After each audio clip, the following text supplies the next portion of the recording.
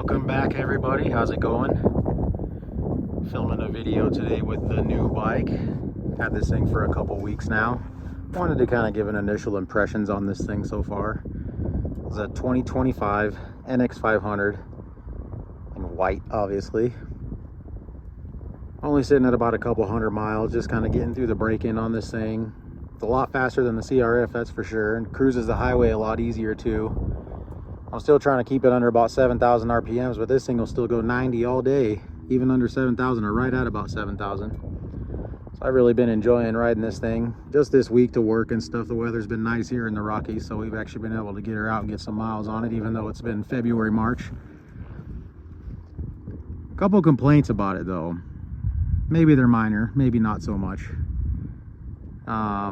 Seems like they really kind of juke you in for a couple upgrades right out of the gate, like center stand, and them foot pegs are horrible. And granted, this is kind of the budget line, you know, of the 500s and the Hondas, but I got some new foot pegs at home. We're going to be getting those on. The only things I've really done to it is just that screen protector there on that TFT display. Obviously the foot pegs, but they're not on there. I'll probably make a video after I have those on there, because I bought some that were supposed to be for the CBX, because it seems like a lot of parts for this bike are, you know, CBX or CB500X. There's actually even look on the sticker here, the frame sticker.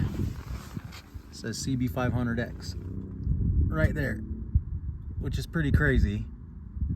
So it wants to be an NX500, but even the sticker that came on the manual had CBX 500 or CB500XA, just like that. Eventually I'll learn how to say that.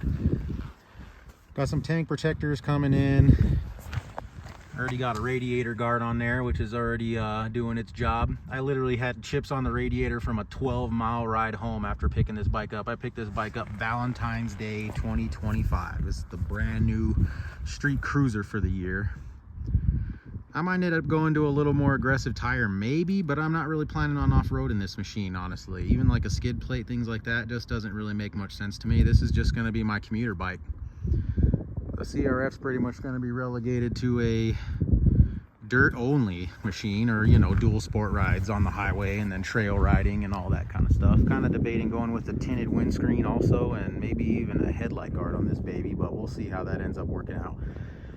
Definitely got to figure out the handguard situation and probably get rid of those clutch levers and the front brake. Actually, the front brake one I kind of like because it's adjustable.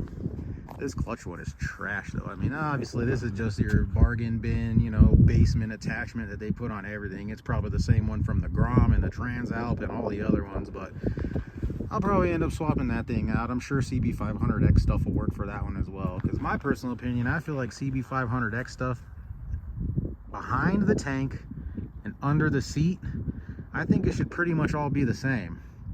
Obviously, because the front fairings are a little different, I feel like crash bars, things like that, maybe even skid plates, depending on mounting positions, is probably going to be a little bit different.